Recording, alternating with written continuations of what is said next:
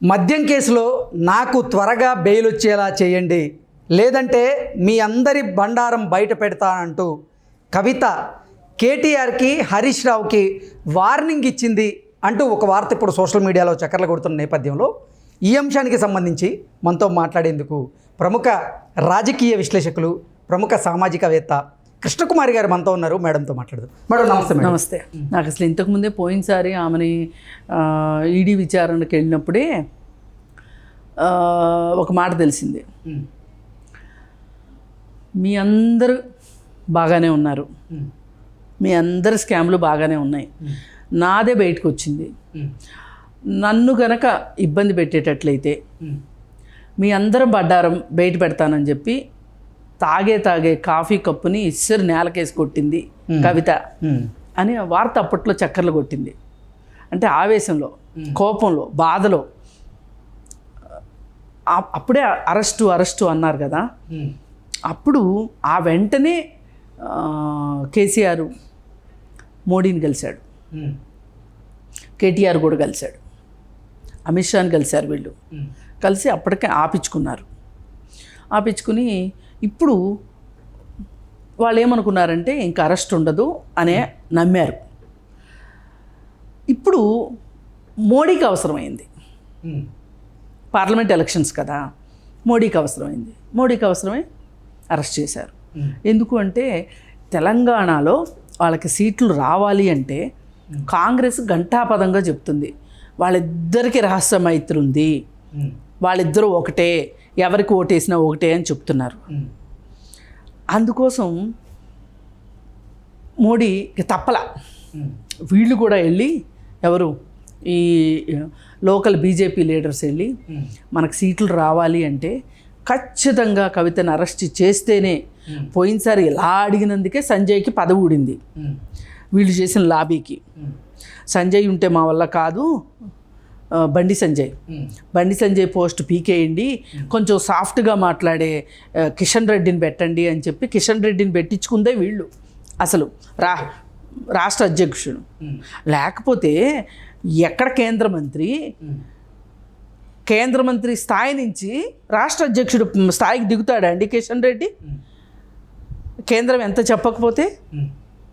అయితే ఏది ఏమైనప్పటికీ ఇక్కడ మనకి వాస్తవంగా అర్థమయ్యేది ఏంటి అంటే, మోడీ ఈమెని ఈ స్కామ్లో దింపినప్పుడు కూడా నీ జోలికి రాము, నీ ద్వారా వేరే వాళ్ళ సంగతి చూస్తాం అని చెప్పి చెప్పుండొచ్చు.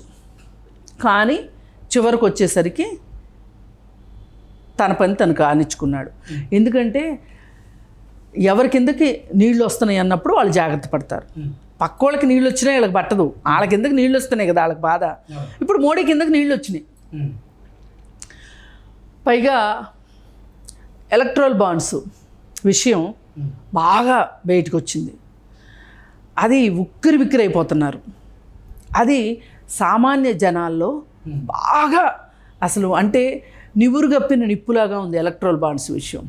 ఎందుకంటే ఈ ఎలక్ట్రల్ బాండ్స్ విషయం ఎవరికి అర్థమవుతుంది అంటే బాగా ఈ కింద సెక్షన్స్కి అర్థం కాదు. వాళ్ళు ఎట్లయినా 2,000 రూపాయల నోటుకో లేకపోతే క్వార్టర్ బాటిల్కో లేకపోతే బిర్యానీ ప్యాకెట్కో ఆ ఓట్లు పడేవి, ఆ ఓట్లు ఎలాగో పడతాయి. పై వాళ్ళు పెద్ద ఓటింగ్కి రారు. మధ్యస్థాయి వాళ్ళు ఎవరైతే ఉంటారో వాళ్ళే టార్గెట్ బీజేపీకి. అందుకోసం ఏంటి అంటే ఈ మధ్యతరగతి ఓటర్స్ని టార్గెట్ చేయటం కాంగ్రెస్ విఫలమైంది. ఎలా విఫలమైంది? 2014కు ముందు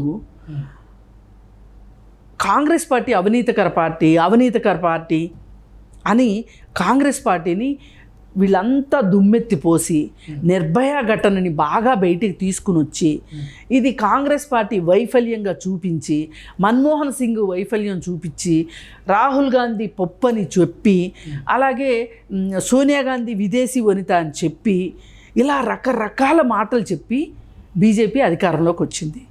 మీకు నల్లధనం తీసుకొస్తానని చెప్పింది, అవునా? అలాగే స్విస్ బ్యాంకుల్లో ఉన్న ఎవరెవరు దాచుకున్నారో వాళ్ళ లిస్టు చెప్తానని చెప్పింది. ఇవన్నీ చెప్పి అధికారంలోకి వచ్చి ఈ చెప్పిన పనులు ఏమీ చేయలే, ఒక్కటి చేయలే. చెయ్యకపోగా ఏం చేసింది, ఎలక్ట్రల్ బాండ్స్లో డబ్బులు తీసుకుంది.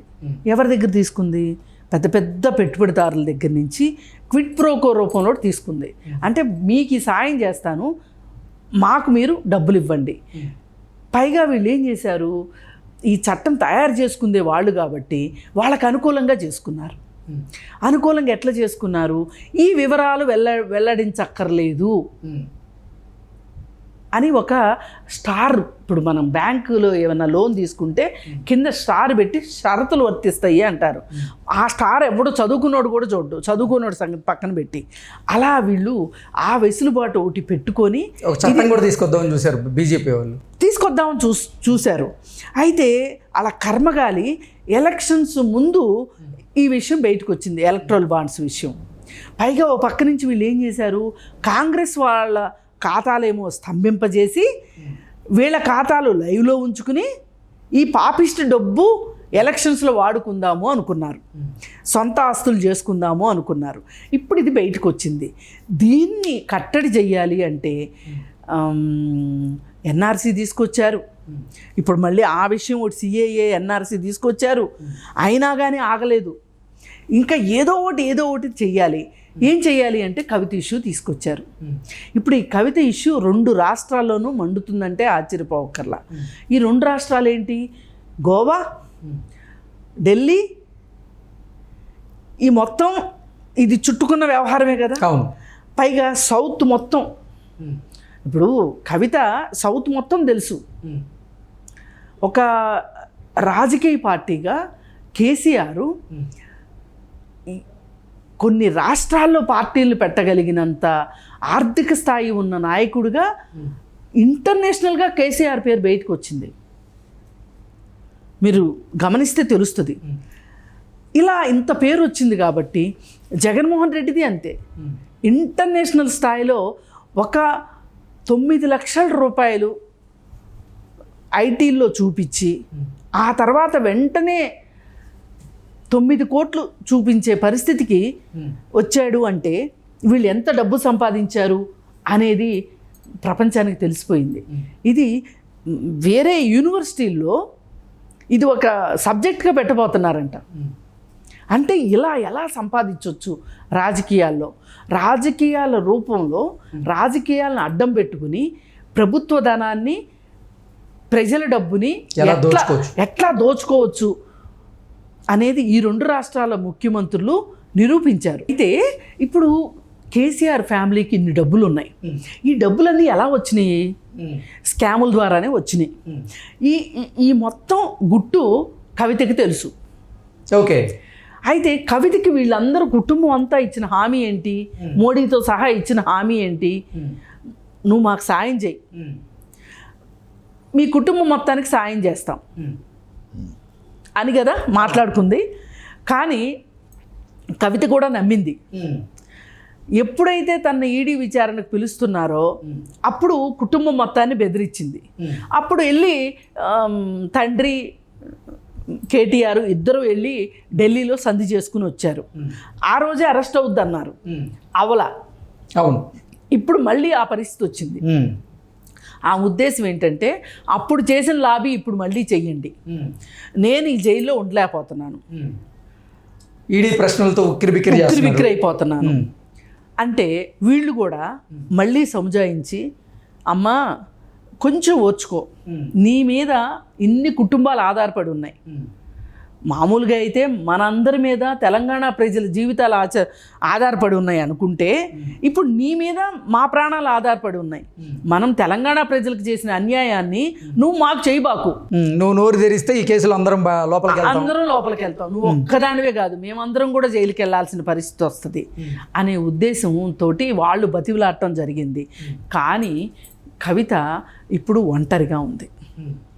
ఈ ఒంటరితనంలో మాట్లాడుకోవటానికి ఎవరూ లేరు. వీళ్ళు ఏదో గంట వచ్చి వెళ్తున్నారు, అక్కడ విచారణ జరుగుతుంది. మిగతా సమయం అంతా ఒంటరిగా ఉండాల్సిందేగా, ఆమె జైలు గోడలతో మాట్లాడుకోవాల్సిందే కదా.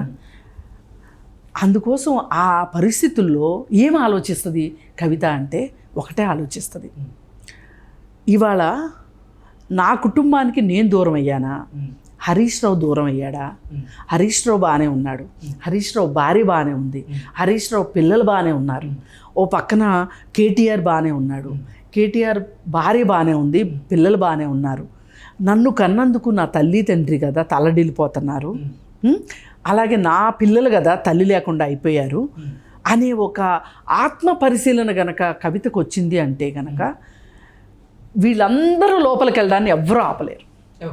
ఎంత బతిమిలాడినా సరే ఎవ్వరూ ఆపలేరు.